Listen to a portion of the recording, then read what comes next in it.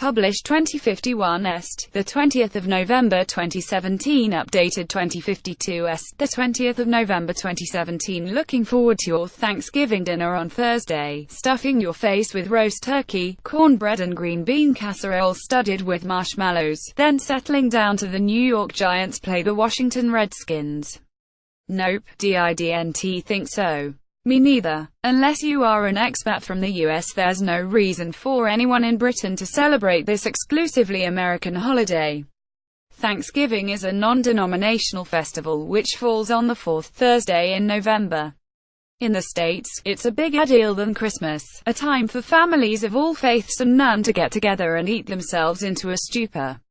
Unless you're an American expat, there is no reason anyone in this country should be celebrating Thanksgiving on the stroke of midnight. Those who haven't passed out from the sheer volume of food, or exploded like Monty Python's Mr. Creosote after one final wafer-thin slice of double chocolate brownie, can waddle down to their nearest shopping barn for the start of the Black Friday bargain hunting season, the traditional pre-Christmas orgy of conspicuous consumption.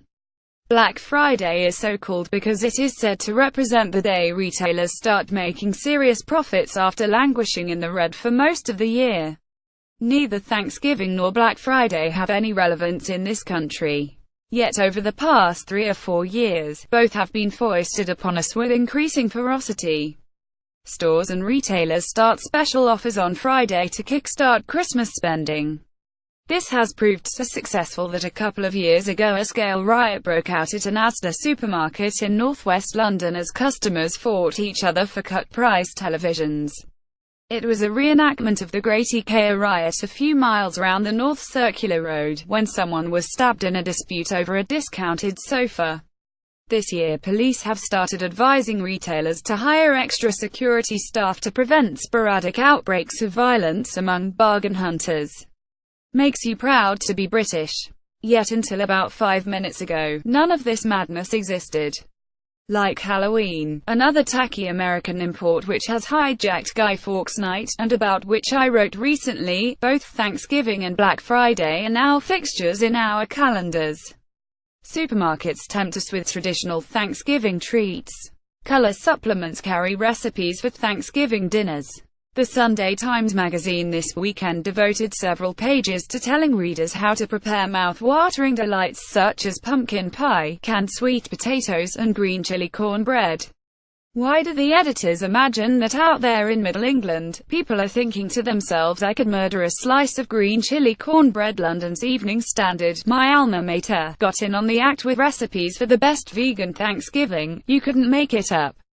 Presumably this was for the benefit of its hipster readers who use the London Transport lobster cards to clamber on any passing culinary bandwagon.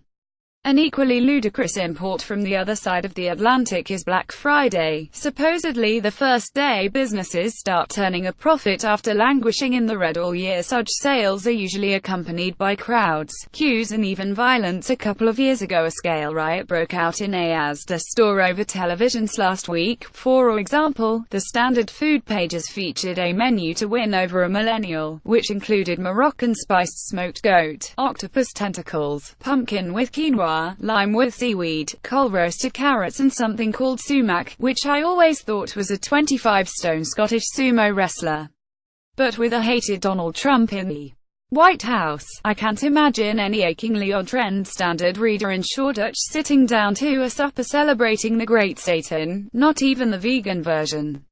So why bother trying to force this alien festival down our throats, literally, apart from crass commercial opportunism, of course. Some spivvy PR company even put out a press release claiming that 1 in 10 British households celebrates Thanksgiving. No, they don't. Think about it. The population is now north of 65 million, depending on how many illegals climbed out of the back of lorries yesterday. Would they really have us believe that in Britain, on Thursday, 6.5 million people will be sitting down to eat a Thanksgiving dinner? Don't be absurd. We don't celebrate France's Bastille Day, or Canada Day, or Mexico's Dia de los Muertos, the Day of the Dead. So why the hell should we adopt US holidays? Will we be expected in future to mark Independence Day or Columbus Day? Don't bet against it. All of this comes at a time when there is a concerted effort to downgrade our own traditional celebrations.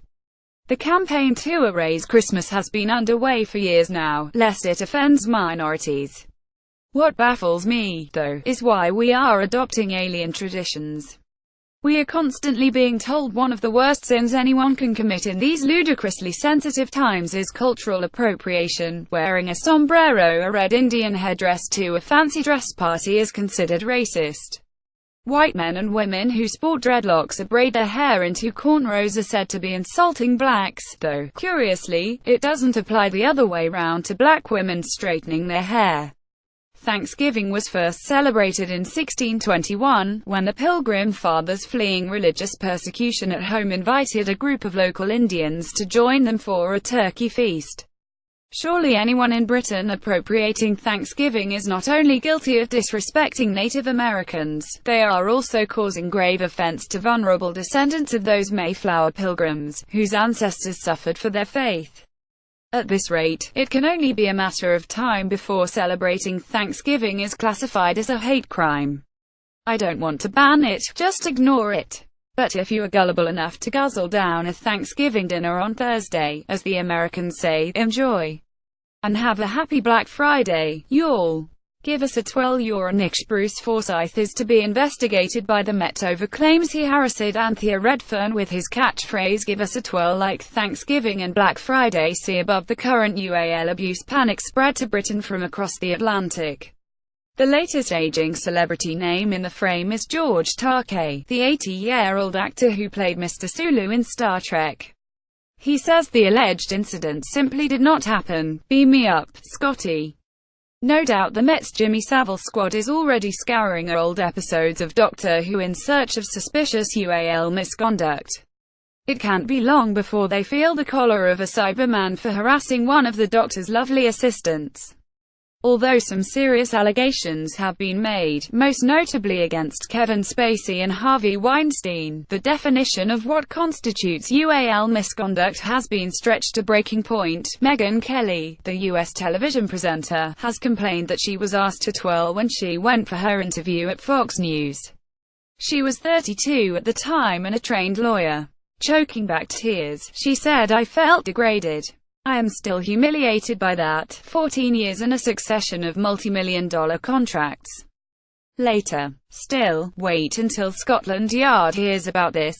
Bruce Forsyth's reputation could be about to be dragged through the gutter, with detectives appealing for his victims to come forward. The fact that Brucey, like Jimmy Savile, is dead won't stop them. And they've got him banged to rights, on video. It's no defense to say it was the 70s, times were different then. Every Saturday, millions of BBC viewers would tune into the Generation Game to Brucey being inappropriate to his own lovely assistant Anthea Redfern, pictured with Brucey, who would go on to become his second wife. This outrageous piece of UAL bullying even became one of his memorable catchphrases, along with "nice to see you," "to see you nice, good game," and "let's have a look at the old scoreboard these days." He'd never get away with it, not without a door knock from the Yard's nonce squad. "Give us a twirl, Anthea. I've tried to steer clear of the Brexit debacle as much as possible, largely because I don't want to bore you or myself, but also because the non-negotiations are too depressing for words. Anyway, my view is well known. We voted Leave, so just walk away, Mrs. May, and spare us the ritual humiliation and the gloating of the Remainers. Instead, we're told that the Prime Minister wants to double the amount we must pay to the EU as a divorce bill to £40 billion, which we haven't got. This is the only way we'll get access to the single market, it's alleged. No, it isn't. I wouldn't give them a penny. But here's the question nobody seems to be asking: if we have to pay to trade with the EU, how much are we demanding from them for access to the British market? And if not, why not? Especially as they sell £80 billion more to us in goods and services a year than we sell them. We shouldn't be squabbling about the size of the check we write, we should be sending them a large bill.